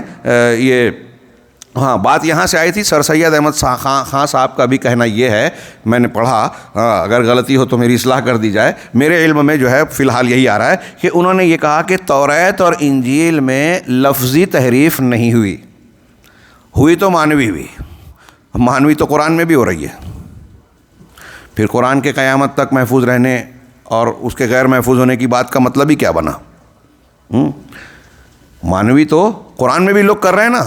حضرت نوح علیہ الصلوۃ والسلام کی قوم کا جو شرک تھا، آج ہمارے قبر پرست لوگ اس کو قرآن سے ثابت کرنے کی کوشش کرتے ہیں. مشرکین مکہ کے شرک کو ثابت کرنے کی کوشش کرتے ہیں. تو یہ مانوی تحریف ہے کہ نہیں؟ وسیلے کا غلط مطلب، اولیاء اور صالحین سے متعلق وہ باتیں جو اللہ کے لیے کی خصوصیات ہے وہ ان میں ثابت کرنا، اور اس کو دلیل دینے کے لیے قرآن سے توڑ مروڑ کر کے بیان کرنے کی کوشش کرتے ہیں. تو یہ کیا مانوی تحریف نہیں ہے؟ بہرحال اس کی دلیلیں صاف صاف موجود ہیں کہ توریت اور انجیل میں مانوی کے ساتھ ساتھ لفظی تحریف بھی ہوئی، اور یہ مرعوبیت ہے. سامنے کے لوگوں کے سامنے ہتھیار ڈالنا ہے کہ ڈاکٹر ولیم میور نے کہا کہ یہ عقل میں نہیں آتی کہ ایک رات میں کیسے کیا آسمان میں جائیں گے، سینہ چاک کر کے دل نکال کے اس کی صفائی ہوگی، عقل میں نہیں آتی بات. سر سید احمد خان صاحب نے کہہ دیا کہ یہ خواب کی بات ہے. تو آپ نے جواب کہاں دیا؟ آپ نے تو ہتھیار ڈال دیا، گھٹنے ٹیک دیے. ہاں، خواب جیسے وہ کہا کچھ لوگوں نے کہ معراج کا واقعہ خواب میں ہوا، تو یہ تو ابو جہل بھی مانتا تھا کہ خواب میں ہم بھی دیکھتے ہیں کہ آسمان میں اڑ رہے ہیں، کون سی بڑی بات ہے. تو ابو جہل کو بھی دقت نہیں ہوتی اگر خواب کی بات ہوتی. ہاں، ان کے موافقین کو بھی دقت نہیں ہوتی. معجزہ تو یہی ہے جو عقل میں نہیں آتا، انسان کو عاجز کر دینے والا خرق عادت معاملہ ہوتا ہے، جس کو ہم معجزہ کہتے ہیں. قرآن میں اس کو آیت، برہان اور کیا دوسرے بینہ کہا جاتا ہے قرآن اور حدیث کے الفاظ میں. خیر، تو میں عرض کر رہا تھا کہ یہ توریت اور انجیل کو انہوں نے بدل دیا، اور لفظی معنوی ہر قسم کی تحریف اس میں کی گئی، جیسا کہ دلائل قطعیہ سے ثابت ہے. جو لوگ یہ کہتے ہیں کہ یہ لفظی تحریف نہیں ہوئی وہ غلط کہتے ہیں. ان سے کہی گئی جو باتیں ان سے کہی گئی اسے بدل دیا. اس طرح انہوں نے اپنے اصول دین میں اور اپنے رب کی شریعت میں تبدیلی کر لی. انہی میں سے یہودیوں کا یہ قول ہے عزیر ابن اللہ، عزیر اللہ کے بیٹے ہیں، اور ان کا یہ گمان کہ اللہ تعالیٰ کو تھکان لاحق ہوا. یہ آپ کی کتاب میں ہے تھکن لاحق ہوئی، عبارت صحیح کر لیجئے، تذکیر و تانیث کا فرق ہو گیا کہ تھکن لاحق ہو گئی. اللہ تعالیٰ نے آسمان اور زمین کو توریت اور انجیل میں انہوں نے توریت میں یہ باتیں لکھی کہ 6 دنوں میں اللہ تبارک و تعالیٰ نے آسمان اور زمین کو پیدا کیا تو تھک گیا، اور 7ویں دن شنیچر کے دن آرام کیا. اللہ تعالیٰ نے قرآن میں اس کا رد کیا. ہاں، وَلَقَدْ خَلَقْنَا السَّمَاوَاتِ وَالْأَرْضَ وَمَا بَيْنَهُمَا فِي 6 أَيَّامٍ وَمَا مَسَّنَا مِن لُغُوبٍ. ہم نے آسمانوں اور زمین کو اور ان کے درمیان کی ساری چیزوں کو 6 دنوں میں پیدا کیا، اور ہمیں تھکن نے چھوا بھی نہیں. شکستگی، تھکن، لغوب. یہ لغوب جو ہے نکرہ نفی کی سیاق میں ہے، یہ بالکل عموم ہے، نفی میں عموم کا معنی دیتا ہے کہ تھکن کی کسی چیز نے چھوا ہی نہیں. ارے اللہ رب العالمین کو تھکان آ جائے قدرت میں کمی ہو جائے گی، اس کی قدرت میں کمی نہیں ہے. ہاں، تو کہا ان کے بیچ میں جو کچھ انہیں کہنے لگے اور شنیچر کے دن آرام کیا، یہ ان کا کہنا ہے. ان کا یہ گمان ہے کہ انہوں نے عیسیٰ علیہ السلام کو سولی دے دی اور قتل کر دیا، اور اسی طرح ان لوگوں نے شنیچر کے دن ہیلا بنا کے شکار کو حلال کر لیا، مچھلی والا شکار کا معاملہ، جبکہ اللہ تعالیٰ نے ان پر اسے حرام کیا تھا. اور ان لوگوں نے شادی شدہ کے حق میں حد زنا کو منسوخ کر دیا. یہ انہوں نے تبدیلی کی تھی. شیخ کیا ہے عبداللہ بن سلام رضی اللہ تعالیٰ عنہ جب یہودی عالم تھے، مسلمان ہو گئے. اللہ کے نبی صلی اللہ علیہ وسلم کو وہ حدیث ہے بخاری مسلم کی، زنا کی تعزیر اور حد کے بارے میں بتایا کہ وہ لوگ آ کے کہنے لگے کہا تمہاری توریت لے کے آؤ، تو ہاتھ رکھ کے پڑھو اس میں حد زنا کیا ہے. تو انہوں نے بتایا کہ منہ کالا کر کے جانور پہ جو ہے پھیلانا. یہ حاشیہ پڑھ کے سنا رہے تھے. آج کل ہمارے یہاں متن کو چھوڑ کے متن میں 8 رکعت ہے اور حاشیے میں 20 ہے تو 20 والی پڑھتے ہیں متن حاشیے والی. ایسا ہی وہ معاملہ. یہ کس کا طریقہ ہے؟ عبداللہ بن سلام رضی اللہ عنہ نے کہا کہ اللہ کے رسول ان سے کہیے کہ ہاتھ ہٹائیں جس آیت پر ہاتھ رکھا ہے. جب ہٹایا تو لفظ ہے کہ آیت رجم چمک رہی تھی، کہ زنا کی سزا وہاں بھی رجم تھی، چمک رہی تھی. اس پر ہاتھ رکھ کے وہ چیز جو دیکھیے یہ دلیل ہے کہ انہوں نے لفظی تحریف بھی کی تھی. چھوٹے آدمی کو یہ سزا دیتے تھے، بڑے آدمی کو یعنی رجم کی، اور بڑے آدمی کو شریف آدمی کیا تو تھوڑی موڑی ہلکی پھلکی یہ کالا چہرہ کر کے تھوڑا گھما پھرا دیا، کچھ تحفہ لے لیا اور چھوڑ دیا. ہاں، کہا اسی طریقے سے اللہ تعالیٰ نے ان پر اسے حرام کیا تھا. ان لوگوں نے شادی شدہ کے حق میں حد زنا کو منسوخ کر دیا تھا. اسی طرح ان کا یہ کہنا کہ ان اللہ فقیر و نحن اغنیاء، اللہ فقیر و نعوذ باللہ محتاج ہے اور ہم مالدار ہیں. اور یہ کہنا کہ ید اللہ مغلولہ، اللہ کا ہاتھ بندھا ہوا سکڑا ہوا ہے. اور اس کے علاوہ بھی ان لوگوں نے بہت ساری قولی عملی تحریف و تبدیلی کر رکھی تھی. ہاں، ایسی بہت سی چیزیں ہیں جو انہوں نے تبدیل کر کے بدل دیا تھا. اور قرآن و حدیث میں اللہ رب العالمین کو کہا کہ انسان کو بنانے کے بعد اسے افسوس ہوا، حزن الرب، ہاں بہت افسوس میں مبتلا ہو گیا. ہاں بتائیے افسوس کسے ہوتا ہے؟ جس کو آگے کی بات کا علم نہیں ہو، جس کو کوئی ڈر ہو، نقصان اور خطرہ خوف ہو جائے گا. کیا اللہ رب العالمین کو ایسی کوئی چیز لاحق ہو سکتی ہے؟ وما قدر اللہ حق قدری.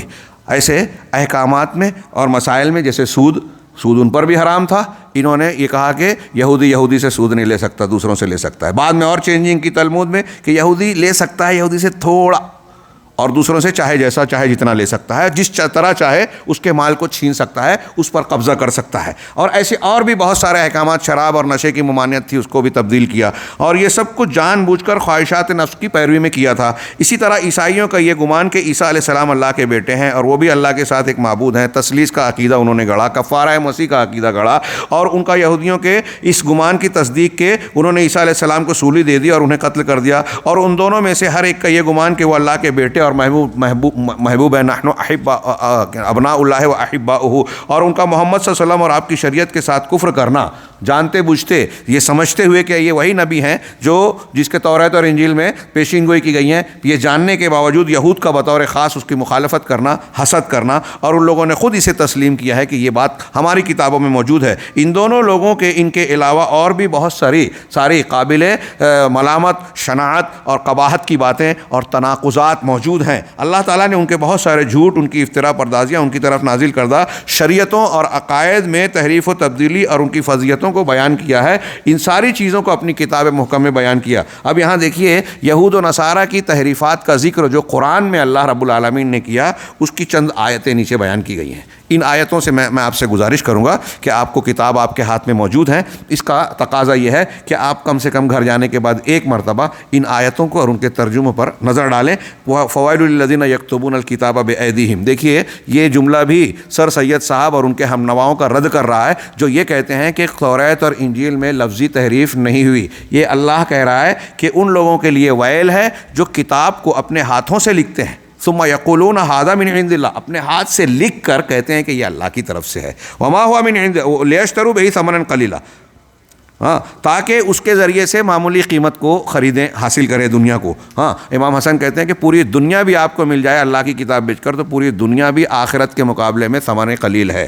ہاں یہ پوری آیت اور اس کا ترجمہ ملاحظہ فرمائیں. اس کے بعد ان کا یہ کہنا کہ جنت میں یہود کہتے تھے کہ وہی داخل ہوگا جو یہودی ہوگا، اور نصارہ کہتے تھے کہ وہی داخل ہوگا جو نصرانی ہوگا. ہمارے یہاں گمراہ فرقے یہ کہتے ہیں کہ جو شیعہ ہوگا، جو صوفی ہوگا، جو فلاں ہوگا، جو فلاں طریقت اور سلسلے پر چلے گا وہ وہی جنت میں جائے گا. یہود و نصارہ ہی کے قول کی طرح ہے، بغیر کسی دلیل کے یہ ان کی خواہش اور تمنائیں ہیں، احوا پرستی ہے. اسی طرح اللہ تعالیٰ کا فرمان کہ کونوا ھودا او نصارا، یہ ان کا کہنا تھا یہود وقالوا کونوا ھودا او نصارا، کہ یہودی اور نصرانی بن جاؤ. یہاں جملے ہمارے فرقوں کا ڈال لیجئے کہ ہمارے یہاں لوگ کہتے ہیں کہ یہ مسلک والے بن جاؤ، تو کہتے ہیں تہتدوا، اگر یہودی نصرانی بن جاؤ گے تو ہدایت پا جاؤ گے. تو اللہ تعالیٰ نے ان کا رد کر کے کہا قل بل ملت ابراہیم حنیفہ، نہیں آپ یہ کہیے کہ نہیں، بلکہ ملت ابراہیمی کو اختیار کرو جو حنیف ہے، یکسو ہو کر چلنے والی ہے. مطلب جو طریقہ تم لوگوں نے اختیار کر رکھا ہے وہ ہدایت کا،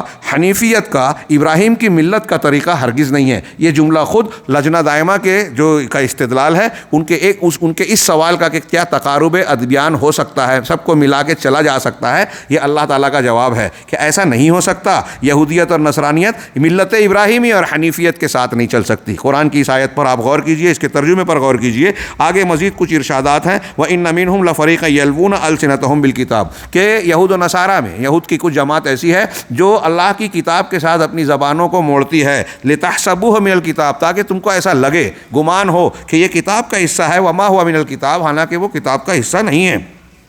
وَيَقُولُونَ هُوَ مِنْ عِنْدِ اللَّهِ، اور کہتے ہیں کہ یہ اللہ کی جانب سے ہے. وَمَا هُوَ مِنْ عِنْدِ اللَّهِ، حالانکہ وہ اللہ کی جانب سے نہیں ہے. وَيَقُولُونَ عَلَى اللَّهِ الْكَذِبَ وَهُمْ يَعْلَمُونَ، اور جانتے بوجھتے اللہ پر جھوٹ تراشتے ہیں، باندھتے ہیں.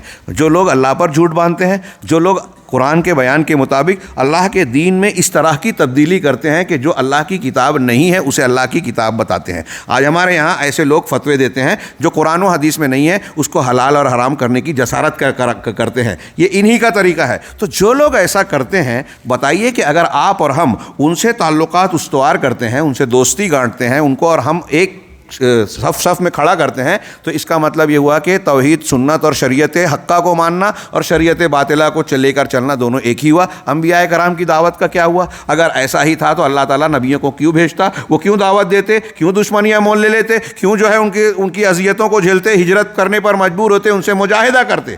ظاہر سی بات ہے کہ حق اور باطل کا تقارب اس طریقے سے نہیں ہو سکتا۔ قرآن کی اور آیتیں جو یہاں نقل کی گئی ہیں، فبما نقضہم میثاقہم وقتل میثاقہم وکفرہم بآیات اللہ، ان کے اپنے عہد و پیمان کے توڑنے، اللہ کی آیتوں کا انکار کرنے اور ناحق انبیاء کا قتل کرنے کی وجہ سے، اور یہ کہنے کی وجہ سے کہ ہمارا دل غلف ہے، ہمارا دل جو ہے پردے میں پڑا ہوا ہے۔ یہ پھر آگے بتایا کہ اس کے نتیجے میں جو ان کی یہ شرارتیں تھیں، اللہ نے ان پر کیا کیا عذاب کے کوڑے برسائے۔ آیت کے اگلے حصے میں پڑھیے اور غور کیجئے، عبرت حاصل کیجئے۔ یہود و نصارہ کے لیے اللہ کا جو قانون ہے وہ اس امت کے اور ہمارے لیے بھی ہے۔ اگر ہم اللہ کی کتاب، اللہ کی شریعت کے ساتھ وہی سلوک کرتے ہیں جو ان لوگوں نے کیا، تو ہمارے لیے بھی اللہ کا وہی اصول ہوگا۔ اور میں ایسا مانتا ہوں کہ آج امت کا ایک بڑا طبقہ اس جرم کا شکار ہے، اور اس جرم کے پاداش میں پوری دنیا میں مسلمانوں پر آفت اور طوفان جو ہے ٹوٹے پڑ رہے ہیں، زلزلے آ رہے ہیں، پتھروں کی بارش ہو رہی ہے، دشمن مسلط ہو رہے ہیں، ظلم و زیادتی کے شکار ہو رہے ہیں، جان مال عزت و آبرو جو ہے خطرے میں پڑی ہوئی ہے۔ یہ ہمارے اپنے منہج حق سے ہٹنے کا نتیجہ ہے۔ اللہ تبارک و تعالیٰ یہود و نصارہ کے ان عادتوں اور روش کا نتیجہ یہ بتا رہا ہے، اور ہم کہہ رہے ہیں کہ ان سے دوستی گانٹ کے انہی کے راستے پہ چلیں۔ جب ان سے دوستی گانٹیں گے تو انہی کے راستے پہ چلیں گے، ان کی ان برائیوں کو برائی نہیں سمجھیں گے، تو پھر نتیجہ کیا نکلا؟ مزید ارشاد، وقالت الیہود والنصارى نحن ابناء اللہ واحباؤہ، یہود و نصارہ کہتے ہیں کہ ہم اللہ کے بیٹے اور چہیتے ہیں۔ قل فلما يعذبكم بذنوبكم، پھر آپ پوچھئے ان سے کہ اگر ایسا ہے کہ تم چہیتے بیٹے ہو تو پھر اللہ تم کو تمہارے گناہوں کے پاداش میں عذاب کیوں دیتا رہا؟ بل انتم بشر ممن خلق، بلکہ تمہارا معاملہ بھی ویسا ہی ہے جیسے اللہ کی مخلوقات میں دوسرے انسان ہیں۔ یغفر لمن یشاء ویعذب من یشاء، یہ اللہ کا قانون ہے کہ جسے چاہتا ہے بخش دیتا ہے، جسے چاہتا ہے معاف کرتا ہے، اس کے اصول اور اس کی حکمت و علم کے مطابق۔ وللہ ملک السماوات والارض وما بینہما والیہ المصیر، یہ تمہاری حکومت نہیں ہے، اللہ کی حکومت ہے، وہ جو چاہتا ہے کرتا ہے، اس کے فیصلے نافذ ہوتے ہیں۔ مزید ارشاد ہے، وقالت الیہود عزیر ابن اللہ وقالت النصارى المسیح ابن اللہ، یہ آیت اور نیچے جو آیت ہے اس کا ترجمہ ملاحظہ فرمائیں، ود کثیر من اہل الکتاب لو یردونکم من بعد ایمانکم کفارا۔ اب یہ اللہ تعالیٰ یہود و نصارہ کے بارے میں خبر دے رہا ہے کہ اہل کتاب کے بہت سے لوگ چاہتے ہیں کہ آپ اور ہم مسلمان یہ جو ہے ایمان لانے کے بعد کافر بن جائیں۔ کون کہہ رہا ہے؟ یہ کس کا فرمان ہے؟ کیا اس میں شک کی گنجائش ہے؟ تو جو لوگ یہ چاہتے ہیں کہ ہم ایمان سے دستبردار ہو کر، اس دولت سے تہی دست ہو کر ان کے دین پر چلے جائیں، وَلَن تَرْضَ عَنْكَ الْيَهُودُ وَلَا النَّصَارَىٰ حَتَّىٰ تَتَّبِعَ مِلَّتَهُمْ، یہ بھی اللہ کا ارشاد۔ جو یہ چاہتے ہیں، آپ ان سے دوستی کی بات کر رہے ہیں، جو ہمارے ساتھ حسد رکھتے ہیں اس نعمت کی۔ اللہ تعالیٰ نے کہا حسد من عند انفسہم، اپنے دل میں حسد کی وجہ سے یہ ہم سے حسد رکھتے ہیں۔ کس وجہ سے؟ دین اسلام کی وجہ سے۔ من بعد ما تبین لهم الحق، جبکہ ان کے سامنے حق واضح ہو چکا۔ ان ساری باتوں کو، ان کے علاوہ بھی شیخ کہہ رہے ہیں آگے ترجمے کے بعد دیکھیے، اور بھی بہت سی آیتیں ہیں جن میں ان کی افتراء پردازیوں، ان کی رسوائیوں، فضیحتوں اور ان کے تناقضات کو واضح کیا ہے۔ ان چیزوں کو جب سامنے رکھیں تو اس کا جواب، اس سوال کا جواب جاننے میں بہت آسانی ہوتی ہے جو لجنہ سے پوچھا گیا کہ کیا تقارب ادیان، عیسائیت، یہودیت اور اسلام کو ایک ساتھ چلانا، ملانا اور اس کی دعوت دینا شریعت کے دائرے میں جائز ہے، اور یہ ایک مسلمان کر سکتا ہے؟ جیسا کہ اخوان المسلمین اور ان کے ہم نوا اس قسم کی دعوت کے علمبردار بنے ہوئے ہیں، بلکہ یوں کہنا چاہیے کہ دشمنان دین کے آلائے کار بنے ہوئے ہیں۔ بڑی ذمہ داری کے ساتھ اور پورے ہوش و حواس میں یہ بات کہہ رہا ہوں کہ یہ اسلام پسند نہیں ہے، اسلام دشمنوں کے آلے ہیں۔ ان میں کچھ لوگ جانکار ہوں گے تو ہو سکتا ہے، اور بہت سے لوگ نہیں جانتے، جاہل ہیں، سادے ہیں، جذباتی ہیں، وہ سامنے کی چمکدار قسم کے جھوٹے دعووں پر جو ہے ایمان لے آئے، تحقیق نہیں کی، صحیح منہج کو سیکھا نہیں، قرآن و سنت اور توحید کو جانا نہیں، لہٰذا ان کے سامنے یہ تناقضات نہیں آئے اور وہ دھوکے میں پڑ گئے۔ یہ ان کے حالات کے چند نمونے تھے تاکہ انہی کو بنیاد بنا کر آگے جواب دیا جا سکے۔ یہ شیخ کہہ رہے ہیں کہ جو چیزیں بیان کی گئی اسی بنیاد پر آگے کا جواب بنے گا۔ تیسرا نقطہ بیان کیا لجنہ نے اپنے جواب کے لیے کہ مذکورہ باتوں سے معلوم ہوا کہ وہ ادیان جنہیں اللہ تعالیٰ نے اپنے بندوں کے لیے واجب کیا ہے وہ صرف ایک ہے، یہاں تقارب کی ضرورت نہیں۔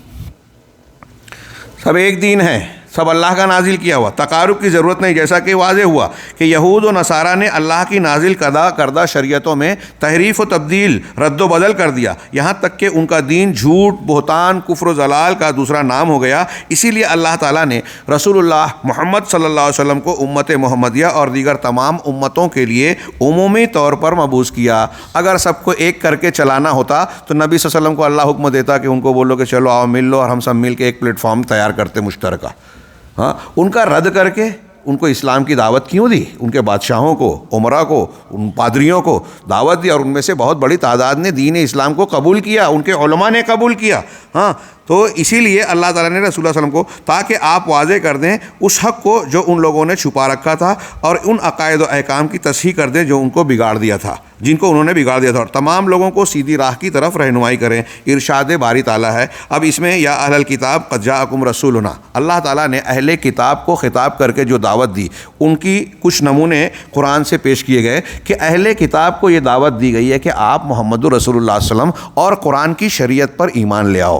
اب یہ صاف ستھرا منزل من اللہ، غیر تحریف شدہ واضح دین ہے، سچا دین ہے، اس کو قبول کرنے میں آپ لوگوں کے لیے عافیت ہے۔ اس سلسلے میں نیچے جو آیتیں ہیں میں سمجھتا ہوں کہ آپ کو موقع ملے گا تو ضرور اس کا آپ جو ہے مطالعہ کریں گے اور اس کی طرف اس کو غور سے دیکھیں گے۔ اس سلسلے میں صفحہ نمبر 80 پر آئیے، دلائل کو ملحوظ کرنے کے بعد ہاں شیخ نے صفحہ نمبر 80 پر آیتوں اور دلائل کو پیش کر کے جو آخر میں قرآن کی آیت اور پوری سورت دی قل یا ایھا الکافرون، اس میں آخری جملہ اس ہمارے زیر بحث سوال کے جواب کا ایک حصہ، بہت اہم حصہ ہے کہ اللہ تعالیٰ نے کافروں کو خطاب کر کے نبی سے کہا کہ ان سے کہہ دو کہ تم اس کی عبادت نہیں کرتے جس کی میں کرتا ہوں، اور میں جس کی کرتا ہوں اس کی تم نہیں کرتے۔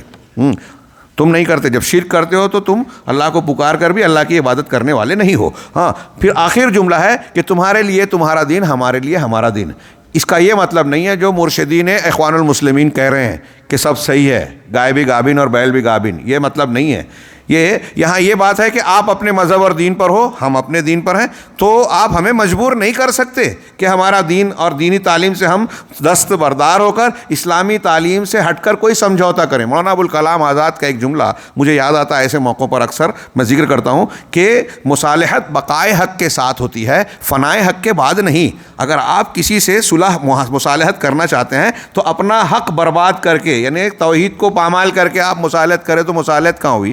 آج کل ہمارے یہاں یکجہتی اور مصالحت یا رواداری کے نام پر ایسی ہی تعلیم دی جاتی ہے۔ تو شیخ نے ابوالکلام آزاد رحمہ اللہ نے کہا کہ مصالحت بقائے حق کے ساتھ ہوتی ہے، فنائے حق کے بعد نہیں۔ اب شیخ کا اس سورہ کے بعد جو تبصرہ ہے، اب ایسی صورت میں اگر کوئی اسلام اور یہودیت و نصرانیت کے درمیان اتحاد اور تقارب کے لیے سوچتا ہے تو گویا وہ حق و باطل اور کفر و ایمان جیسے دو نقیضین کے درمیان تقارب اور اتحاد کی کوشش کرنا چاہتا ہے، اور اس کی مثال اسی طرح سے ہے جیسے شاعر نے کہا ہے کہ اے سریا سے سہیل کا نکاح کرنے والے، یہ دو ستاروں کا نام ہے، ایک سریا ایک سہیل۔ ہاں، اے سریا سے سہیل کا نکاح کرنے والے، یہ دونوں ستاروں کو ایک ساتھ ملانے والے، ہاں یعنی دونوں کو ستاروں کو ایک ساتھ کو ملانے والے، اللہ تیری عمر دراز کرے، یہ دونوں کیسے مل سکتے ہیں؟ سریا ستارہ شام کی طرف نکلتا ہے اور سہیل یمن کی طرف، ہاں ندی کے دو کنارے ہیں، کبھی مل ہی نہیں سکتے، تم ان دونوں کو ملانے کی ناکام کوشش کیوں کر رہے ہو؟ یہ آخری نقطہ غالباً انہوں نے بیان کے نہیں، آخری دو ہے کہ اگر کوئی کہے کہ ایسا ممکن ہے۔ ٹھیک ٹائم وقت زیادہ ہو گیا شیخ؟ 10-15 منٹ ہے، یہ دو نکات میں پیش کروں اور اس میں بھی اختصار سے ہی انشاءاللہ کام لوں گا کہ اگر کوئی کہے کہ کیا ایسا ممکن ہے کہ ان لوگوں کے درمیان مصالحت کر لی جائے تاکہ خون خرابہ نہ ہو، جنگ و جدل سے بچا جائے اور ساتھ ہی لوگ آزادی کے ساتھ زمین میں گھوم پھر سکیں، روزی روٹی کما سکیں، دنیا کو آباد کر سکیں، حق کی طرف دعوت دیں، اللہ کے بندوں کو ہدایت کا راستہ بتائیں تاکہ دنیا میں عدل و انصاف قائم ہو سکے۔ یہ گویا یہ کہہ رہے ہیں کہ ہم یہ مصالحت کی جو بات کہہ رہے ہیں، وحدت ادیان کی، عیسائیت یہودیت سب کو ملا کے چلنے کی، تو اس لیے کہ امن قائم ہوگا، محبت کی فضا ہوگی، تجارت کو فروغ ملے گا، لوگوں کو دعوت دے سکیں گے، صحیح کی رہنمائی کر سکیں گے، وغیرہ وغیرہ۔ تو اس کے جواب میں شیخ نے بتایا کہ یہ ساری چیزیں تعلیمات قرآن میں موجود ہے۔ قرآن نے کہا ہے کہ اگر وہ صلح کرنا چاہیں تو تم بھی صلح کے لیے اپنے بازو کو پس کر دو۔ اللہ کے نبی صلی اللہ علیہ وسلم نے اس کی عملی طور سے، قولی طور سے بھرپور تعلیم دی ہے۔ آپ نے یہود سے جب مدینہ تشریف لے گئے تو معاہدہ کیا، مشرکین سے معاہدہ کیا، صلح حدیبیہ کے وقت جو ہے معاہدہ کیا، اور اس طریقے سے بہت سارے معاہدے کیے۔ رومیوں سے آپ کا عہد و پیمان اور بات چیت ہوئی۔ لہٰذا آپ دیکھیں کہ اللہ کے نبی صلی اللہ علیہ وسلم نے جو معاہدات کیے، ان معاہدوں کے باوجود توحید کی دعوت سے آپ رکے نہیں۔ توحید کے معاملے میں کہیں نرمی، کہیں مداہنت اختیار نہیں کی، بلکہ اس کا نتیجہ کیا ہوا کہ دعوت کو فروغ ملا، صحابہ کرام اور توحید کی دعوت کے لیے راستے کھلے۔ جہاں سے معاہدے ہوئے تھے ان ملکوں میں جا کر توحید کی کھلی دعوت دی گئی۔ نتیجہ کیا نکلا کہ آپ کی حیات طیبہ کے آخری ایام میں وہ منظر سامنے آیا کہ وَيَدْخُلُونَ فِي دِينِ اللَّهِ أَفْوَاجًا، لوگ فوج در فوج اور جوق در جوق اسلام میں داخل ہوئے۔ نبی صلی اللہ علیہ وسلم کو اس سورے کے ذریعے سے یہ مژدہ سنا دیا گیا کہ اب آپ کا مشن پورا ہوا، کہ اسلام کا معاملہ غالب ہو گیا، اب یہاں سے اسلام کا اقدام ہی اقدام ہوگا، بڑھتا جائے گا۔ یہ کب ہوا؟ یہ ساری چیزیں نبی صلی اللہ علیہ وسلم کی سیرت طیبہ اور قرآن کی تعلیم میں موجود ہے۔ یہ جدید دور کے کسی دانشور اور مفکر سے ہمیں سیکھنے کی ضرورت نہیں ہے کہ یہود و نصارہ سے اپنے طور سے اپنی عقل کی بنیاد پر ہم مصالحت کریں، ان سے جو ہے گائے گابن اور بیل گابن کی طرح جو ہے دو اجتماع کر کے ہم اپنی دعوت اور اپنی توحید میں مداہنت کو اختیار کریں۔ ہم اپنے دین پر قائم رہتے ہوئے صلح اور مصالحت کے وہ ساری چیزیں اختیار کریں گے، کر سکتے ہیں جو قرآن و حدیث میں اور نبی کریم صلی اللہ علیہ وسلم کی تعلیمات میں، آپ کے عمل میں ہم کو نظر آتی ہے۔ ہاں، چنانچہ آخری 5واں نقطہ انہوں نے بیان کیا کہ خامساً دروز نصیریہ اسماعیلیہ۔ یہ سوال میں پوچھا گیا نا کہ ان لوگوں کے تعلق سے ہمارا مصالحت کا معاملہ ہو سکتا ہے کیا؟ تو جبکہ یہ لوگ مسلمانوں کے تعلق سے حقد و حسد رکھتے ہیں۔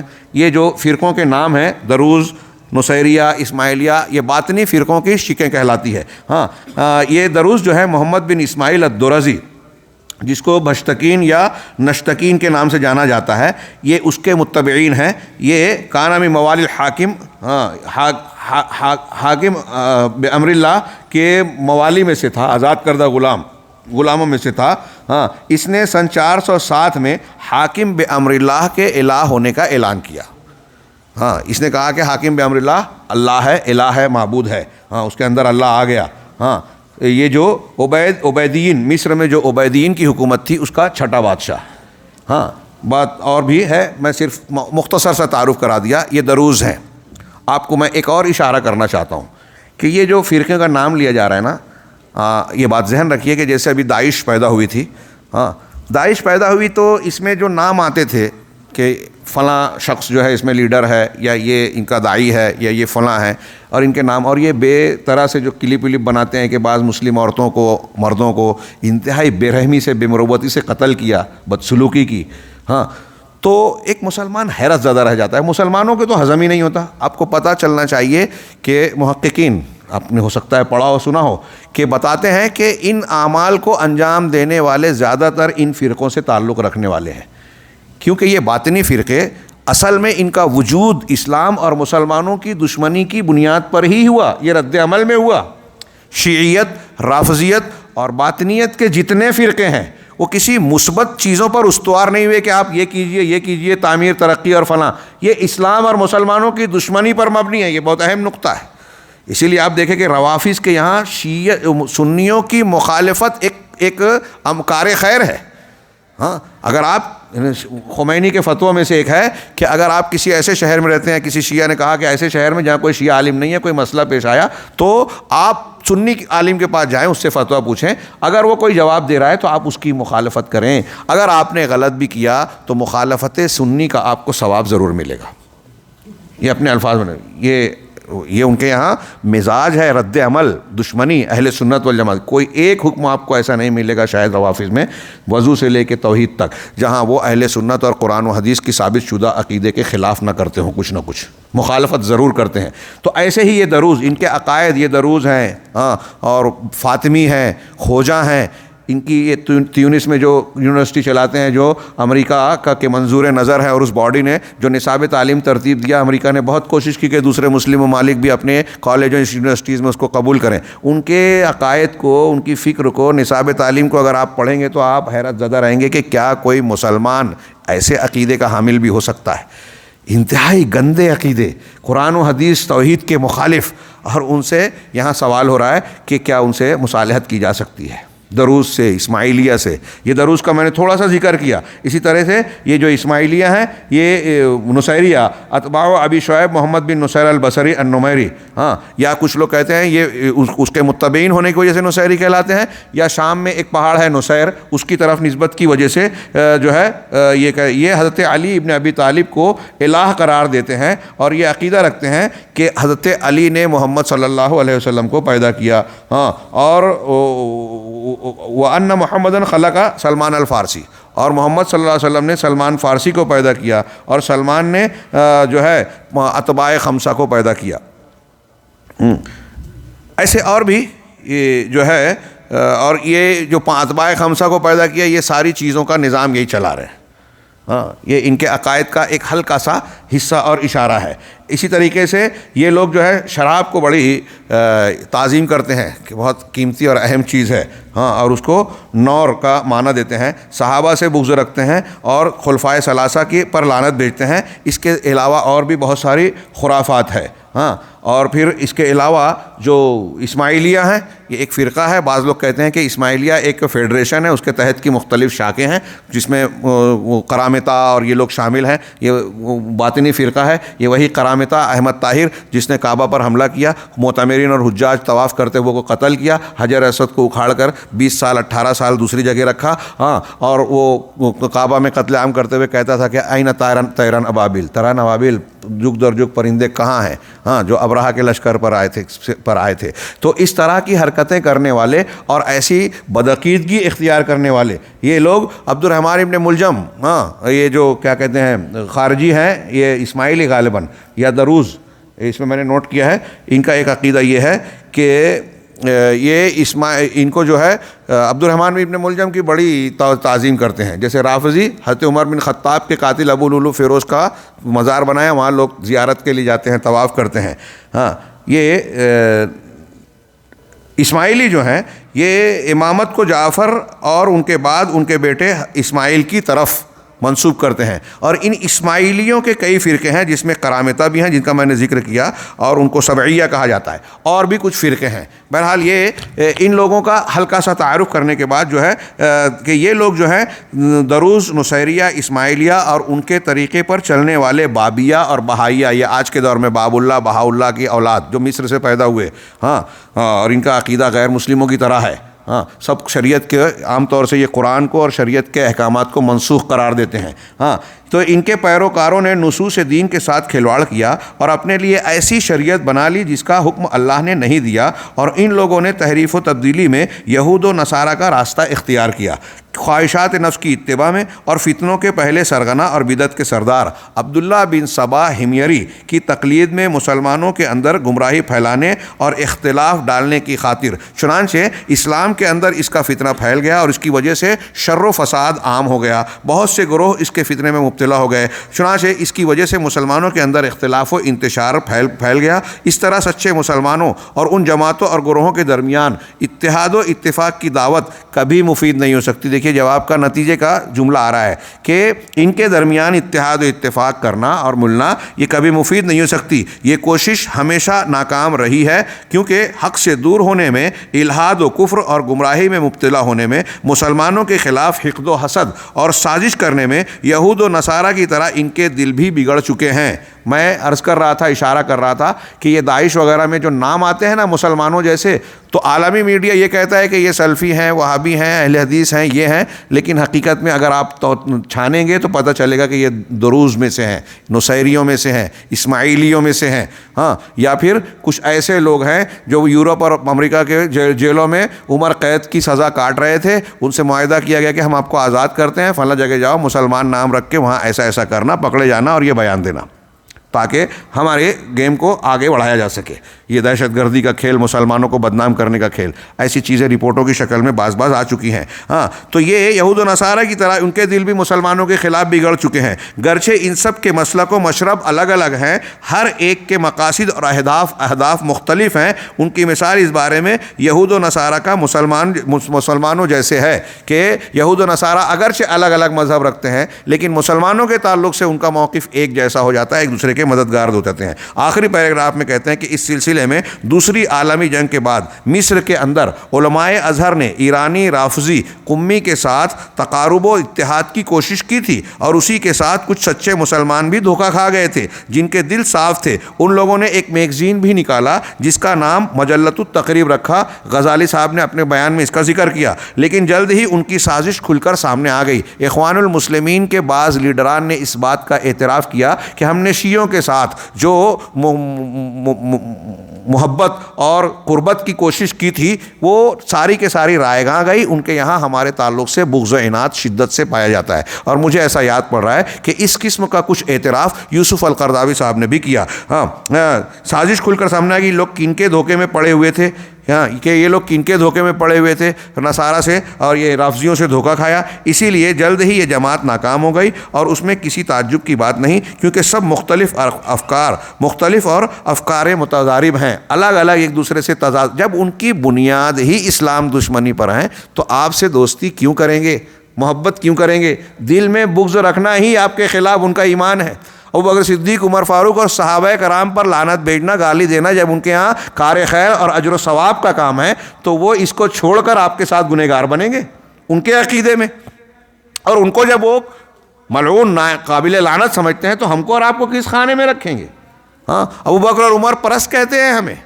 ان کے عقیدے کے مطابق دولت المعطئین، ایران کی موجودہ حکومت راہ ہموار کرنے والی جو ہے سعودی عرب پر قبضہ کر کے اللہ کے نبی صلی اللہ علیہ وسلم کے روضے کے بغل سے، قبر کے بغل سے ابوبکر شیخین کی قبروں کو اکھاڑے گی اور انہیں سولی پہ دے گی. ان کے عقیدے کے مطابق وہ ہم سے اتحاد کریں گے. ہاں کہا یہ ان کے عقائد متناقض ہیں اور یہ بہت بعید ہے کہ دو نقیض ایک ساتھ جمع ہو جائیں، یعنی اجتماعی ضدین کبھی ہو ہی نہیں سکتا. وباللہ التوفیق وصلی اللہ. یہ جو ہے ان کے بیانات ہیں لجنہ دائمہ کے. میری خواہش تھی کہ یہ تیسرے ملاحظے کو بھی جو صرف 2 صفحے میں ہے بیان کر دوں، لیکن مجھے لگتا ہے کہ آپ حضرات بھی تھکن کا شکار ہیں. ہم یہ کوشش کریں گے کہ اگلے ہفتے میں اس کتاب کے درس کو کنٹینیو اور مستمر کرتے ہوئے ان نکات کے خلاصے کو بیان کر کے جو نکات رہ جاتے ہیں کم سے کم اس پر مرور ہو جائے اور آپ کی نظر سے گزر جائے. میں نے جیسا کہ کہا اور شیخ بار بار اس کا اعادہ کر رہے ہیں کہ یہ آج کے زمانے میں ان چیزوں سے واقفیت حاصل کرنا اور موجودہ پورے عالم اسلام میں خاص طور سے ہماری نئی نسل میں اسلام پسندی کا جو بخار غلط منہج کی شکل میں چڑھا ہوا ہے، اس تناظر میں اسے سیکھنا جاننا بہت ضروری ہے. اگر ہم نے سیکھا جانا نہیں اور ان فتنوں کو جان کر اپنے گھروں میں اس سے تحفظ کی دیوار کو کھڑا نہیں کیا تو ہمارے دروازوں پر بھی فتنہ آنے والا ہے. اور یہ ایسا فتنہ ہے جو صرف اپنی شخصیت کو برباد نہیں کرتا. اگر سماج میں یہ فتنہ عام ہوتا ہے تو عالم اسلام، مسلم حکومتیں، مسلم سماج پورے کے پورے خطرے سے دوچار ہوتے ہیں، اس لیے کہ یہ شر الخلق والخلیقہ والا فتنہ ہے. اللہ تعالیٰ ہمیں صحیح سمجھ عطا فرمائے، دین کی فقہ اور فقاہت عطا فرمائے جو اللہ کے رسول صلی اللہ علیہ وسلم کے فرمان کے مطابق ان لوگوں کے ساتھ اللہ تعالیٰ کرتا ہے جن کے ساتھ خیر چاہتا ہے. اللہ ہمیں ان خوش نصیب لوگوں میں داخل فرمائے اور اس کی برکت سے دنیا اور آخرت کے ہر فتنے اور عذاب سے محفوظ رکھے. وآخر دعوانا ان الحمد للہ رب العالمین وصلی اللہ علی نبینا محمد.